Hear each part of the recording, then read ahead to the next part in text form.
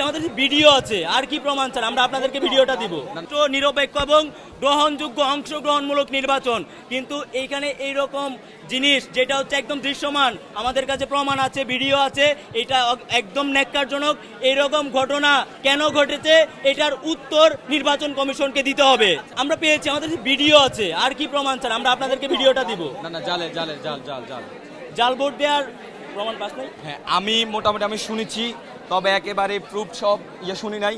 তবে আপনারা যদি খোঁজাখুঁজি করে দেখেন অবশ্যই জালের বিষয় প্রমাণ পাবেন। দেখেন, আপনারা ইতিমধ্যে দেখেছেন যে লাইনে দাঁড়িয়ে কিভাবে বিভিন্ন জিনিসগুলো আমরা এই নির্বাচন কমিশনকে জানিয়েছি। যেমন এই বিশ্ববিদ্যালয়ে 28,000 শিক্ষার্থী রয়েছে, 28,000 শিক্ষার্থীর অধিকাংশই ভোট দিতে আজকে এসেছে, কিন্তু কেন্দ্র করেছে খুব সীমিত, যেখানে হচ্ছে সংকট রয়েছে। শিক্ষার্থীরা ঘন্টার পর ঘন্টা লাইনে দাঁড়িয়ে থাকতে হচ্ছে ভোট দেওয়ার জন্য। আমরা নির্বাচন কমিশনকে বলেছিলাম যেন বেশি করে কেন্দ্র করা হয়, ভোট কক্ষ বেশি থাকে, যেন কোনো শিক্ষার্থীকে ভোট দেওয়ার জন্য দাঁড়িয়ে থাকতে না হয়। কিন্তু নির্বাচন কমিশন সেটার কর্ণপাত করে নাই, না করে তারা কম কক্ষ করেছে, ভোট কেন্দ্র কম করেছে, যেন শিক্ষার্থীরা এসে দাঁড়িয়ে থাকে ঘন্টার পর ঘন্টা এবং বিরক্ত হয়ে চলে যায়। এই বিশ্ববিদ্যালয়ে 28,000 শিক্ষার্থী রয়েছে, অনেকেই মনে করছে নির্বাচনের আগেই তারা বিজয়ী হয়ে গিয়েছে।